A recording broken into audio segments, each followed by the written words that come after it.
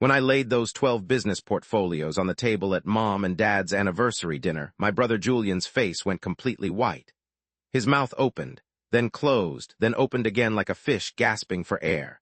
That's when I knew, after 15 years of being called the family screw-up, I'd finally won. Welcome to Cheating Story Exposed. Real stories, real justice, no sugarcoating. You know what? I notice many of you watching haven't hit that subscribe button yet. Here's the thing, we drop stories like this every single day. Stories about people who got played, got smart, and got even. If you want to see how these situations really end, subscribe now and turn on notifications. Trust me, you don't want to miss what happens next. My name is Adrian, and for most of my adult life I was the disappointment. The one who couldn't commit to anything. The one who wasted his potential. Meanwhile, my older brother Julian was the golden child. Harvard MBA, director position at a Fortune 500 company by 32, the works. This is the story of how I built an international business empire while everyone thought I was just backpacking around the world. And the night I finally showed them exactly what I'd been doing. Growing up, Julian and I were close. Not best friends, but solid brothers. He was 3 years older, always had his path figured out. Business degree, internship at Goldman Sachs, the whole traditional success story mapped out before he graduated high school. I was different. I studied international relations and economics, but I didn't want the corporate track. Something about spending my life in meetings and climbing someone else's ladder just felt wrong. When I graduated at 23, I did something that horrified my family. Instead of applying to jobs, I bought a one-way ticket to Bangkok with $8,000 I'd saved from college jobs. My plan was simple: spend 6 months traveling Southeast Asia, figure out what I wanted to do with my life. Julian's reaction still burns in my memory. We were at a family dinner and I just announced my plans. He shook his head, that condescending smile on his face. The same smile he'd use over and over for the next 15 years. Mom looked worried. Dad looked disappointed. Julian looked smug, like he'd known all along I wouldn't amount to anything. That trip changed everything, but not how they thought. I spent my first 3 months in Thailand doing exactly what they expected. Beaches, temples, hostels, the whole backpacker experience. But I wasn't just taking photos and partying. I was watching, learning, seeing opportunities everywhere I looked. In Chiang Mai, I met an Australian expat named Owen who'd built a small e-commerce business selling artisan crafts from local Thai makers to customers in Australia and the US. He was making about $15,000 a month, working maybe 20 hours a week from a coffee shop with good Wi-Fi. That conversation shifted something in my brain. I spent the next 3 months in Chiang Mai not as a tourist, but as Owen's unofficial apprentice. He taught me about Shopify, Facebook ads, supplier relationships, international shipping logistics, payment processing. I absorbed everything like a sponge. By month 6, I'd extended my trip and launched my first business, a small online store selling handmade leather goods from a workshop I'd found in the old city. I started with my remaining $3,000. Within 2 months, I was profitable. Within 4 months, I was making enough to cover my living expenses in Thailand and bank a little extra. When I came home after a year abroad, I'd netted about $32,000. Not life-changing money, but proof of concept. More importantly, I had a business that ran without me being physically present. I could manage everything from my laptop. The family dinner when I got back was brutal. Julian had just gotten promoted to senior manager. Everyone was congratulating him, talking about his career trajectory, his growing salary. When attention turned to me, the energy shifted. I tried to explain that I'd actually started a business, that I was making money, that I had plans to scale it. But I could see it in their eyes. They thought I was delusional. A guy selling leather bags online versus a Harvard MBA at a major corporation. It wasn't even a comparison in their minds. Julian was the kindest about it, which somehow made it worse. That patronizing tone, that assumption that I'd eventually grow up and get a real job. I decided right then that I wasn't going to try to convince anyone of anything. I was going to build something so undeniable that the results would speak for themselves. Over the next 3 years, I kept a low profile with family while I expanded aggressively. I reinvested almost everything I made. I spent about half the year traveling: Vietnam, Indonesia, Philippines, India, always building supplier relationships, learning about new markets, identifying opportunities. Business number 2 came from Bali, a wellness brand selling organic Indonesian coffee and teas.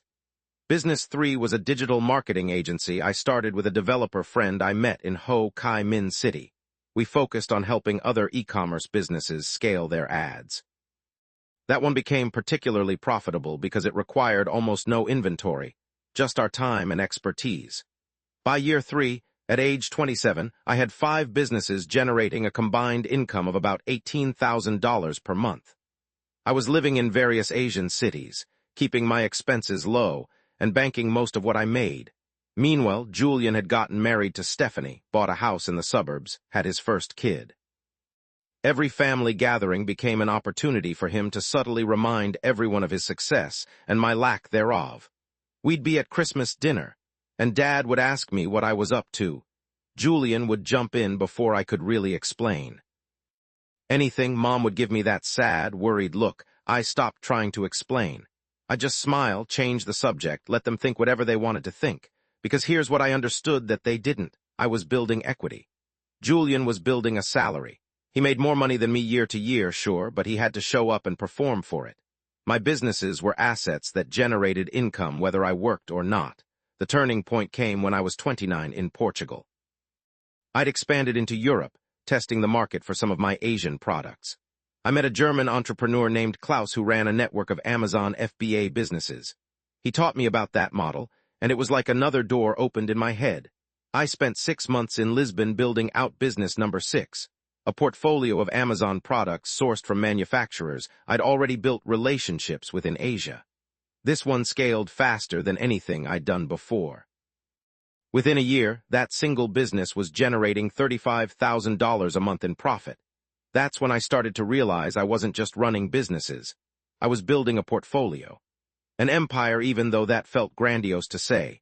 By age 31, I had 9 different business entities, operating in multiple countries, generating about $70,000 per month combined.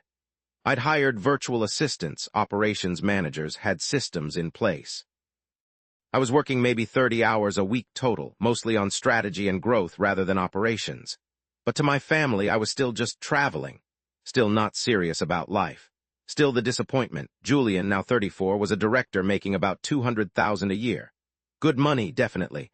But he was also working 60-hour weeks, stressed constantly, tied to one location, one company, one income stream. His entire financial life depended on keeping his boss happy. Mine depended on systems I'd built and owned. The real tension started about a year before the big dinner.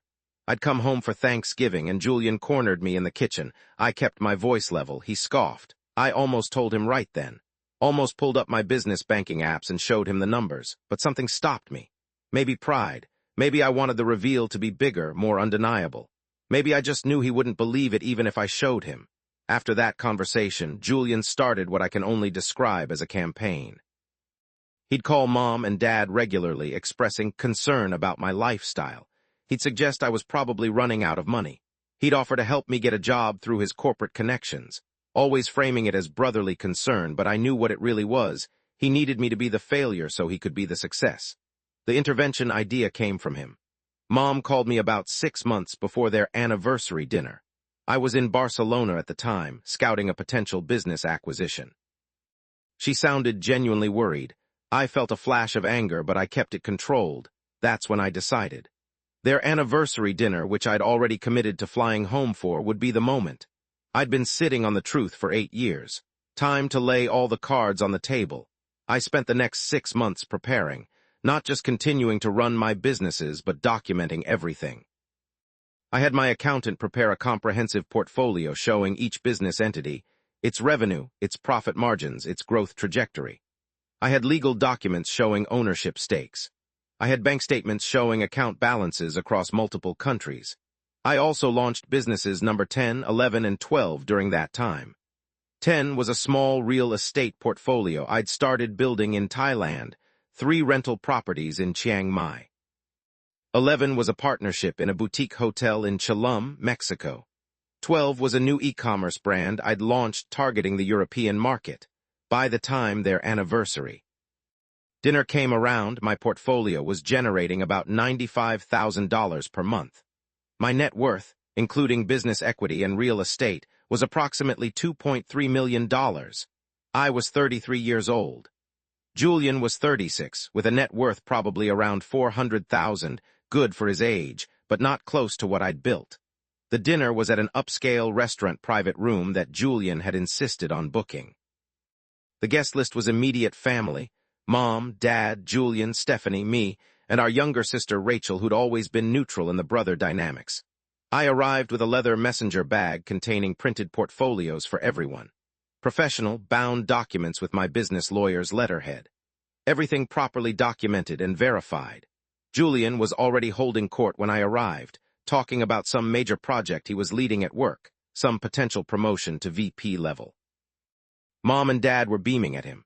Stephanie looked proud. It was the perfect setup. We got through appetizers and the first course with normal conversation.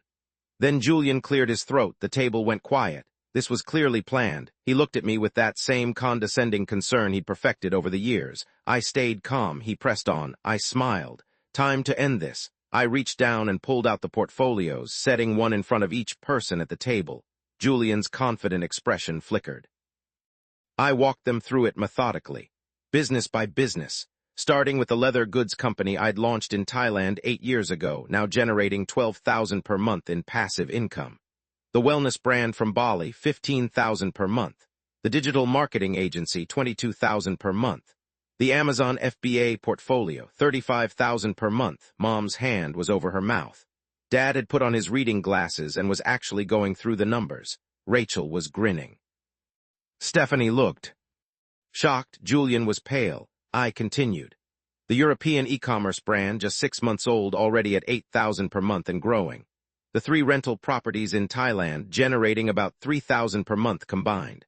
The hotel partnership in Mexico, my stake producing about $4,000 per month. Then I showed them the summary page. Total monthly revenue, $95,000. Total monthly profit after all expenses, about $72,000. Projected annual income, approximately $864,000. Net worth, $2.3 million. The table was dead silent. I kept my voice matter of fact, not gloating, just stating reality.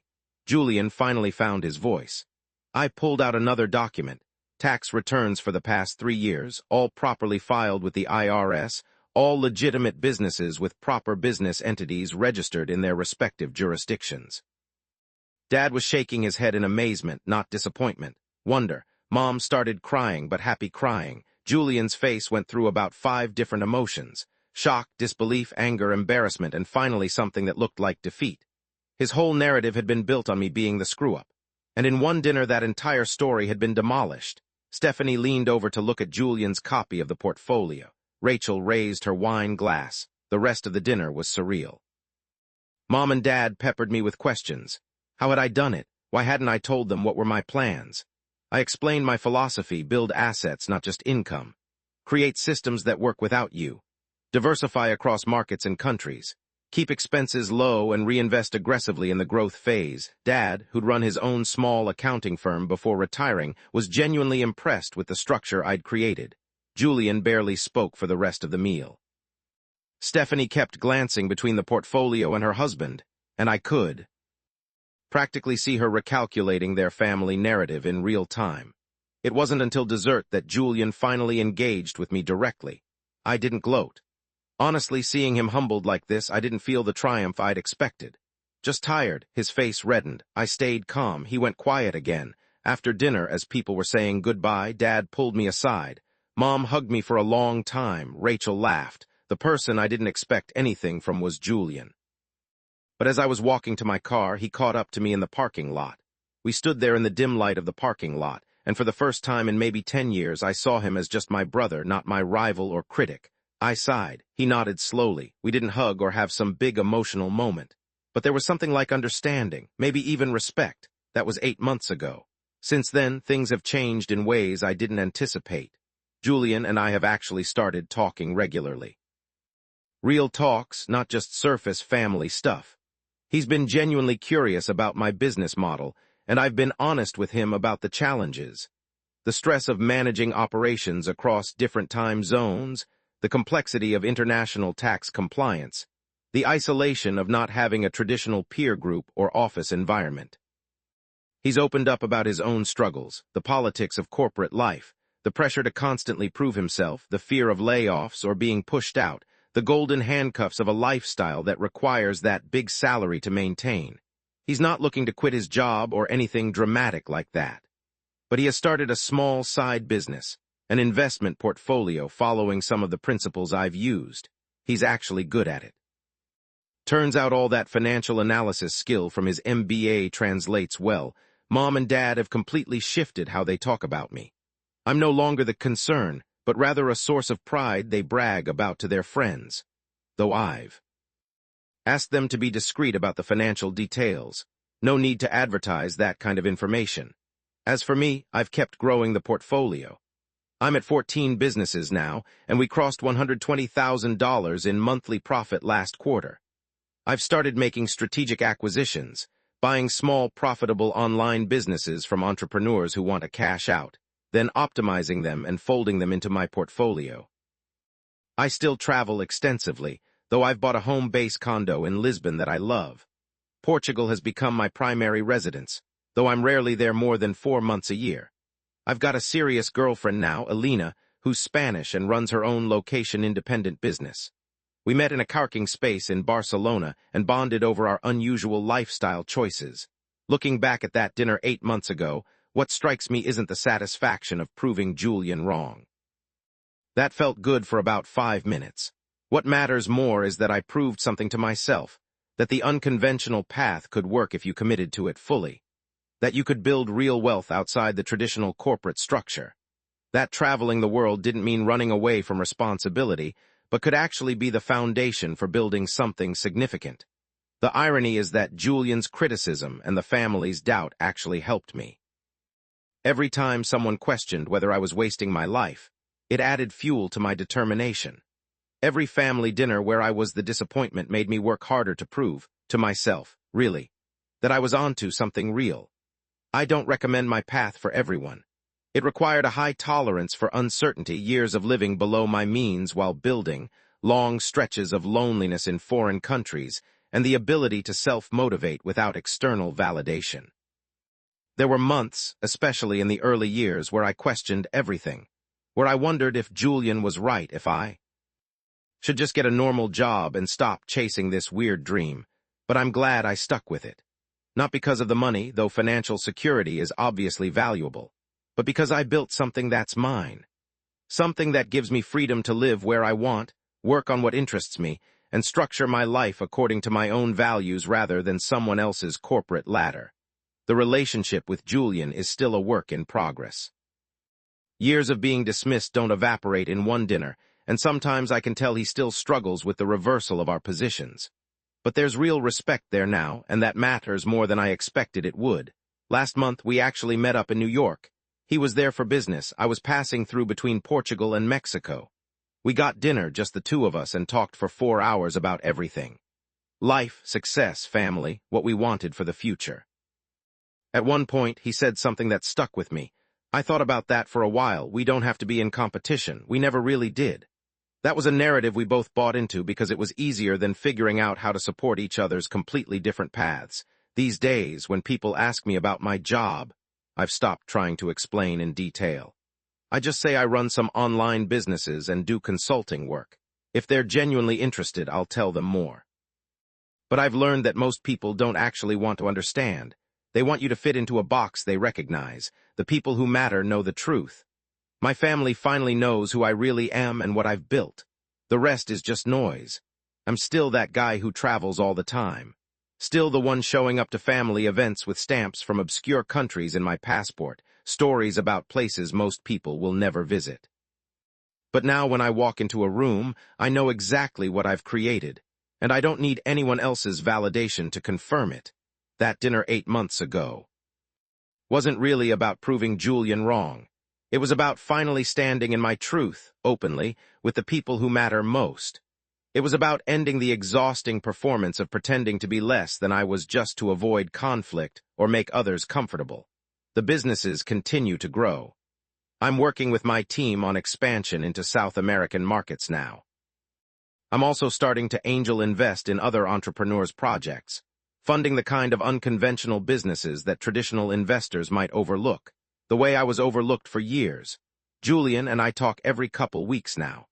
He's asked me to be more involved with his kids, my nephew and niece, especially to share my experiences about different cultures and ways of living.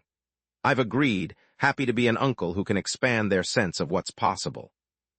The real victory wasn't making more money than Julian, or even building a successful business empire. It was proving that there are multiple paths to success, that the conventional wisdom isn't the only wisdom, and that sometimes the people who look like they're wandering aimlessly are actually building something extraordinary. Every time I'm in some far-flung corner of the world now, working from a cafe or checking in on one of my businesses from a hotel room, I think about that conversation in the kitchen years ago. Julian telling me I had nothing to show for my life. I think about the look on his face when I laid out those portfolios, and I smile, not because I won some competition against my brother, but because I won something more important, the freedom to define success on my own terms, and the courage to pursue it even when everyone around me thought I was making a mistake. That's worth more than any salary or title or corner office could ever be. That's what I built while traveling the world. And that's what I showed them all at that dinner. Not just numbers on a page, but proof that believing in yourself and your vision, even when no one else does, is the most valuable business decision you can make.